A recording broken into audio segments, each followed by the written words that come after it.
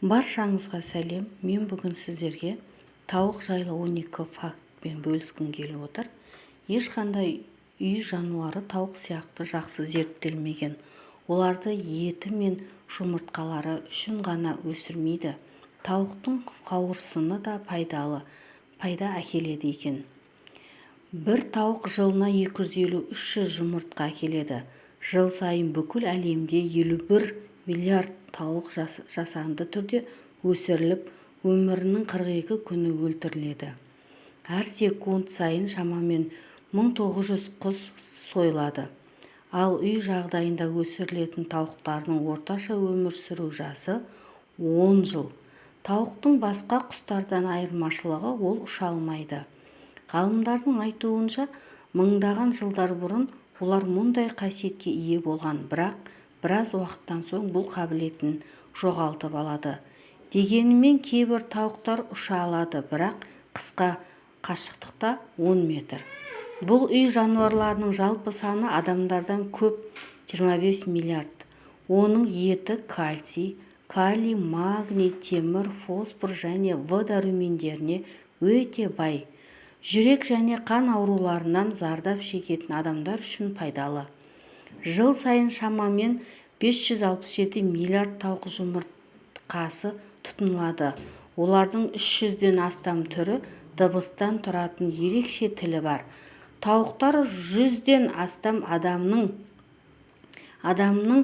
ерекшелігін есте сақтай алады. Осылайша өздеріне жамандық жасаған адамды бірден таниды. Есіңізде болсын, жаңа піскен жұмыртқаны суға салсаңыз, ол батып кетеді, ал ескіргені судың бетінде қалып тұрады. Сенуге қиын, бірақ бұл құстар жер бетінде өмір сүрген ең ірі жыртқыштардың бірі. Тираннозаврдың ұрпақтары. Олар қараңғы жерде жұмыртқа салмайды. Жұмыртқалау уақыты келіп тұрса да таң атқанда күтеді. Бұл үй жануары Франция елінің ұлттық символы болып саналады. Тауықта да сезім бар дегенге сену қиын, бірақ британиялық орнитолог Джо Эдгар үй құстарының көңіл күйіне өзгерістер болатынын анықтаған. Сондай-ақ кез келген тауық топтан бөлініп жалғыз қалған жағдайда көңіл күйі түсіп кететіндігі бұрыннан белгілі. Тауықтың миындай ми жоқ деген бекер сөз екен. Шын мәнінде тауықтар мен әтештердің түйсігі өздеріне қажетті деңгейде жұмыс істейді. Олардың миы 100-ден астам түрдің басқа тауықтардың, адамдардың ерекшелік сипаттарын есте сақтай алады. Сондықтан тауықтар өзіне жақсылық яки жамандық қылған адамды ұмытпайды. Бұған қоса бұл құстар арифметикалық есеп пен геометриялық фигураларды да ажырата алатын қабілетке ие. Әтеш мойын созбаса дауыс шығарып шақыра алмайды, ал адам әтештің шақырғанын 2 шақырым қашықтықтан естиді. Жұмыртқа түсінің ақ немесе қоңырлығы оны тапқан тауықтың түсіне байланысты екен. Ақ тауық негізінен ақ жұмыртқа тапса, түрлі түсті тауықтардың жұмыртқасы қоңыр болып келеді. Алайда бұл жұмыртқалардың құрамы мен дәміне ешқандай өзгешелік болмайды. Үй құстарының саны жер бетіндегі адамдардың санынан асып кетеді. Бұлайша айтқанда, әрбір адамға 3 құстан келеді екен.